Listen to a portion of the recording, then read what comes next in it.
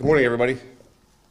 My name is Michael Wallach. I'm the Deputy Chief of Police here at the Clearwater Police Department. My first name is Michael, M-I-C-H-A-E-L. Last name is Wallach, W-A-L-E-K. This morning I'll be providing you an update on the homicide investigation that I spoke about yesterday that occurred in the area of 719 Mandalay Avenue, Clearwater Beach, Florida. First and foremost, we, the Clearwater Police Department, want to thank those who came forward with information on this case. We could have not gotten to where we were or where we are without the willingness of everyone to help. I appreciate that. This case was very heinous and very violent. Our detectives worked tirelessly and nonstop since the crime occurred yesterday to get our suspect off the streets and into jail where he belongs. During the course of our investigation, we identified numerous investigative leads, specifically a vehicle that matched our initial description that we provided yesterday of a dark-colored sedan. Using various investigative methods, we identified Jermaine Adrian Bennett, date of birth 1/19/1996, as a suspect and the registered owner of the vehicle in our case. With the assistance of the Pasco County Sheriff's Office, we located and later arrested Jermaine Bennett in Wesley Chapel, Florida. He was charged with first-degree murder, which he confessed to and described as being a random act and the ills of society have gotten to him. During the interview, he showed no remorse to the killing. During this investigation, we've recovered a lot of forensic evidence, and we got some very good investigative leads from our interview with Bennett.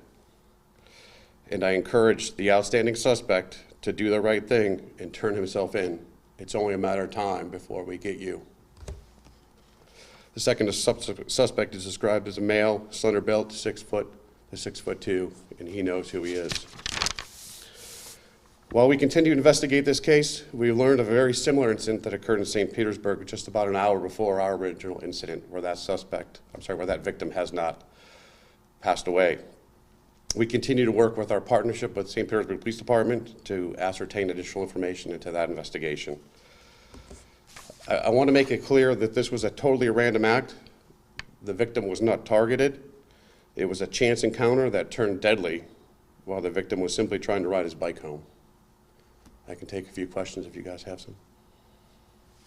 What was the upper chest trauma, or do you know the cause of it? Was it a physical or a gunshot wound? It was severe trauma to the upper body with a tire iron in excess of 10 times. The outstanding suspect, the one you arrested, do they know each other? Yes. The exact extent, we do not know that because he's provided us information, but we have not got to that exact relationship status yet. Now, so they were riding in the vehicle together and spotted the victim out? Yeah, they came to Clearwater for unknown reasons, the ills of society as he described it. And the victim, Mr. Chapman, unfortunately was at the wrong place at the wrong time and was severely beaten. Like I said, this was a very heinous and very violent act. And so is the suspect that's, I guess, on the loose still, is he the main person who used the tire iron and then Jermaine was kind of just present? Jermaine was the person that used the tire iron, but we also have information that the second suspect was involved in this investigation. And Jermaine lives in Wesley Chapel? Jermaine lives in Wesley Chapel, yes. I'm sorry, he lives in Tampa. He was at work in Wesley Chapel. I apologize. He was at work in Wesley Chapel. Did he express that if he hadn't been caught, he might have done this again? No, I think he even said the fact he'd been waiting for us all day to show up. Went right to work just shortly after doing this. No remorse at all. Does he have a criminal history? He does. It's small, not a lot. I believe there was a battery charge and another charge from several years ago. Just, hearing this case and obviously investigating it, just how random is it for something like this to happen? You haven't heard of many crimes like that, especially in that area. Yeah, this is a very random act in that area of Clearwater Beach. As you know, that this type of activity does not occur. Like I said, he mentioned that it was the ills of society, and unfortunately Mr. Chapman happened to be there, and Like I said, our guys worked tirelessly to get this guy off the streets and in jail where he belongs, and he's in jail where he belongs right now. So, I'm sorry, who arrested him, Hillsborough or Pasco? Pasco, Got you. we worked alongside with Pasco because he was inside of Pasco County's jurisdiction. If it wasn't for their assistance, we wouldn't have been as far as we were either. So yesterday you mentioned, surveillance video helping you, identify the vehicle, but also a lot of witnesses, just how helpful, was all of that in helping locate him? We received a lot of information from surveillance cameras, people calling in tips and information. We received quite a bit of very good information. And 1996, so he's only 26 years old. I believe it was 1/19 of 1996. Jermaine Bennett, Adrian Bennett. Jermaine Adrian Bennett. Can you spell that out if you don't mind? Sure.